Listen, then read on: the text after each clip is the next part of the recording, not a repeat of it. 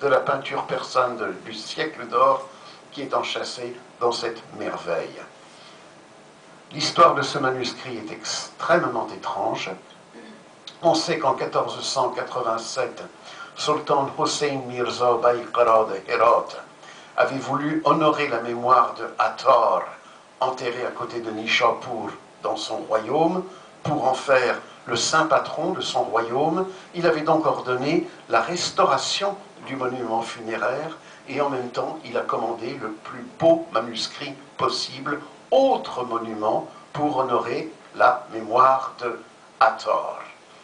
Le manuscrit ne fut pas achevé au moment de la chute du royaume de Hérat en 1507.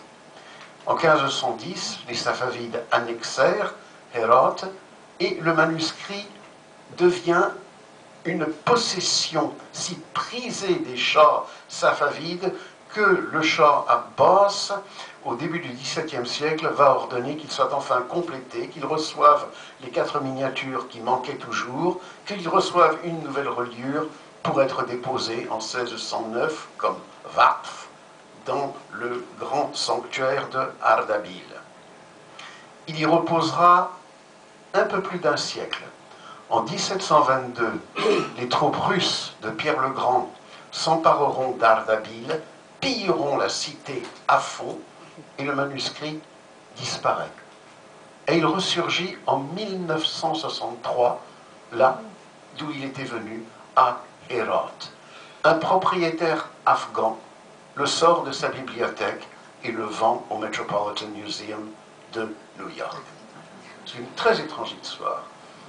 Donc voilà les 2 souverains associés à la création de ce manuscrit du Mantiqotair de Hattar, qui ont mis leur royaume sous le patronat, en quelque sorte, de Hattar.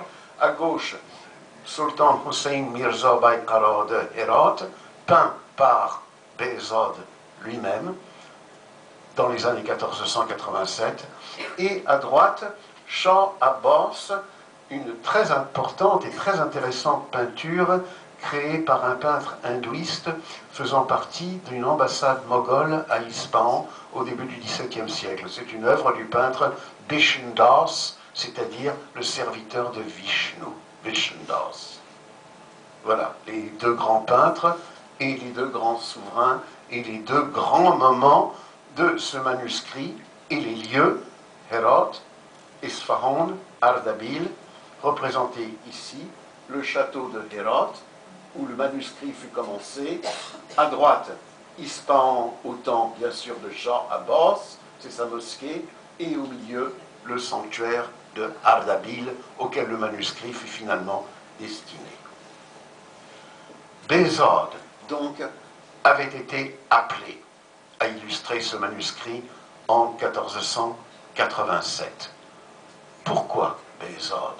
Parce que Behzad, dans les années 1487-1488, était déjà considéré par le royaume de Hérat et par les plus hautes autorités religieuses du royaume, particulièrement par le poète et mystique Jami, comme étant un artiste sanctifié.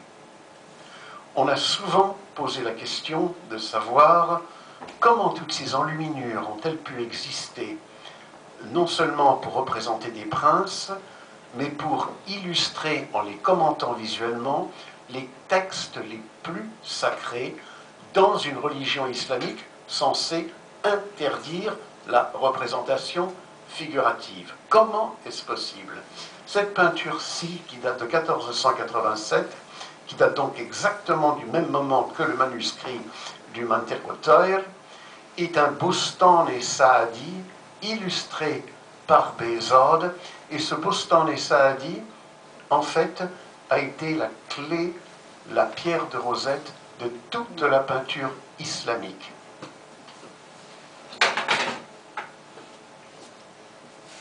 La peinture persane, celle de Behzad en particulier, mais pas seulement, joue sur un double registre.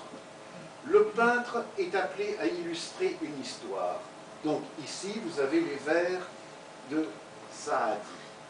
Mais quand Behzad peint cette histoire qui représente les amours de Youssouf et Zoleïcha, Bézod sait que dans la même année, Jahmi, le maître spirituel du royaume, vient d'achever le poème des amours de Youssouf et Zoleïcha.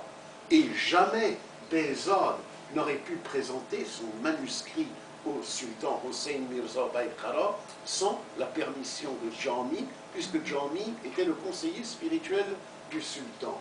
Et qu'apercevons-nous? C'est qu'en fait, caché dans les kashikari, dans les faïences, vous avez aussi les vers de Jahmi. C'est quelque chose de très récurrent.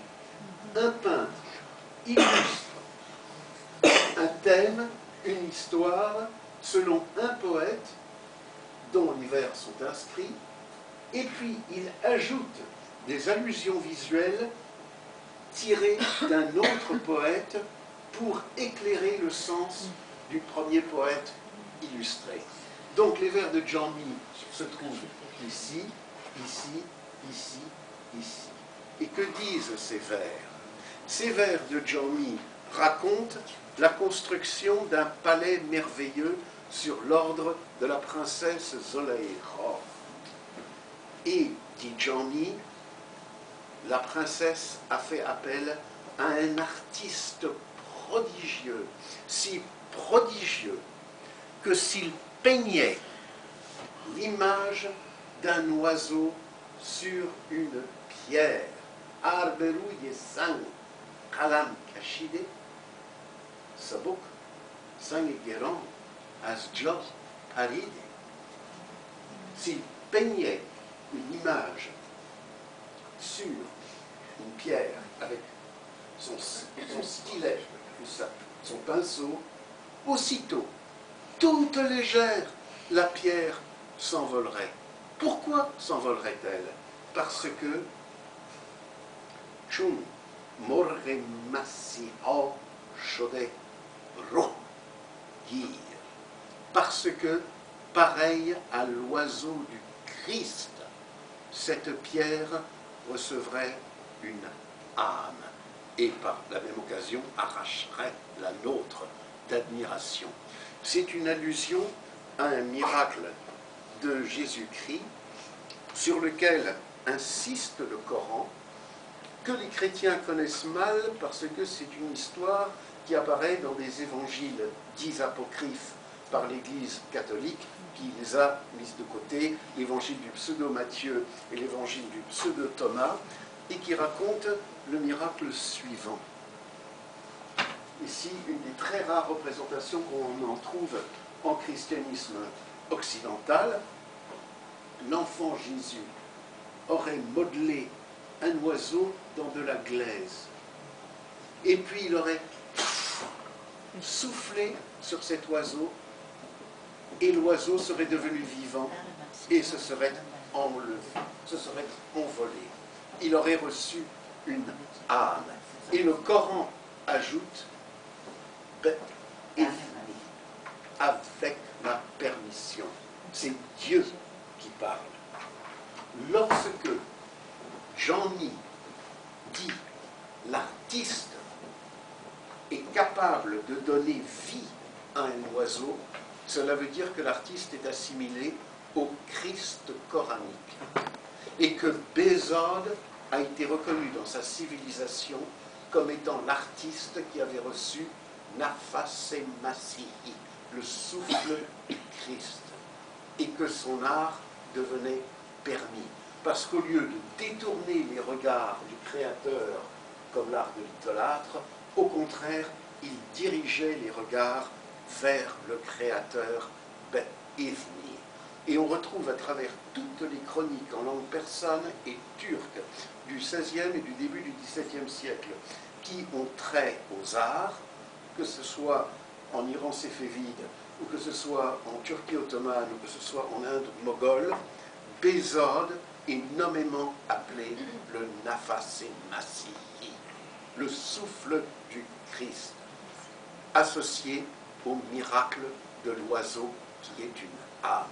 C'est ainsi que Jahmi et les scribes à sa suite ont renversé la prohibition coranique.